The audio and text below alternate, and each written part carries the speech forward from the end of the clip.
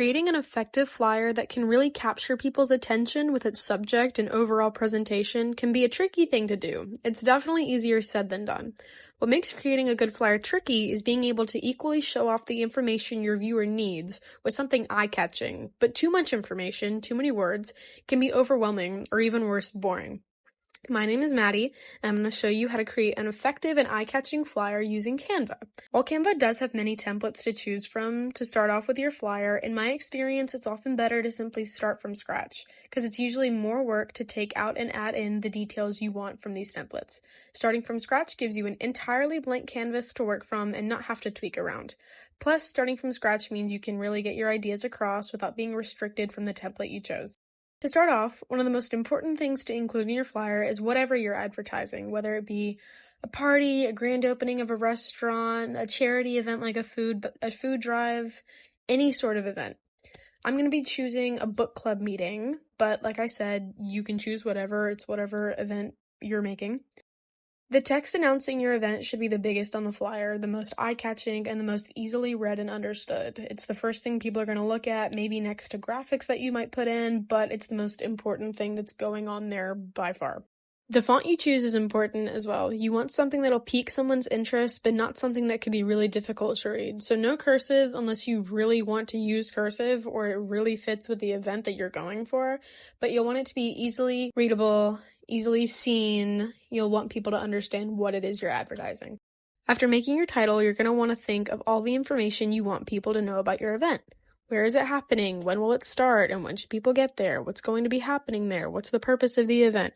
How should people contact you about going? There's a lot of questions that you're going to want to think about when you're making this. You may not have room to answer all of them because it's important to remember that you have very limited space on a flyer. So you're going to want to use that to your advantage. You're going to use whatever space that you do have to your advantage. But like I said in the beginning, you don't want to add too many words because that might make it boring and people might not want to read all that. People don't like to read, in my experience. But despite all this information that you want to include, only include the absolute necessary information. After putting the information into your flyer, next you can begin focusing on the overall design and layout of it. Think about whether you want to include graphics and artwork in your flyer, another piece to catch someone's attention and bring your flyer to life. In my experience, have never looked at a flyer that only had words on it and thought, oh wow, this is interesting, or I've honestly never even read something that only had words on it. So graphics and color are certainly going to be one of the most important details of your flyer. Canva has a bunch of different graphics to choose from. It has a search button so you can search up whatever it is the theme of your event is. Like I said, I am doing a book club and coffee type event, so I'm going to be looking up things that maybe have to do with coffee or reading or anything along those lines. And I kind of want to go for a vintage feel, so I found these two really cute drawings of these little vintage girls. This one's reading a book, and this one is drinking coffee. I thought that this was like literally so perfect, so I had to use them.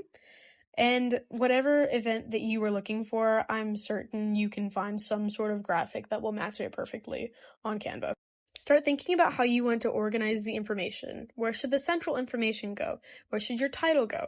Where should you use line work to separate parts of the flyer from others? There's a lot of personal preference that goes into creating a flyer, and you have a lot of creative liberties with making it, which can be difficult, but also very freeing.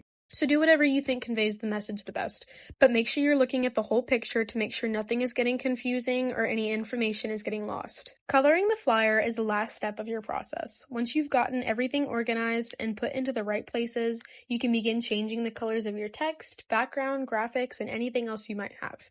Canva actually has this really neat tool where it'll show you what the color of one of your graphics is, and you can change it if, say, you don't like how it looks or you think it doesn't go very well.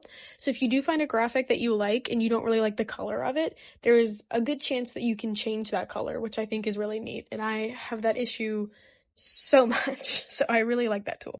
Coloring is one of the most important parts of designing because colors can make or break your flyer. If the colors clash or are too dull, it'll look bad and people won't really notice it. There are many color combos you can use to make your flyer stand out. For one, you could use monochromatic colors, similar shades of one color all throughout the flyer, ensuring everything blends well together.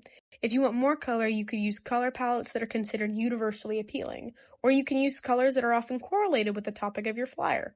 Like, for instance, I'm using this kind of lighter shade, shades of brown, shades of kind of like cream almost, kind of like the color of like a page in a book, because it's book club and coffee. So you'll of course want a lighter background and darker text, but the colors of either are entirely up to you.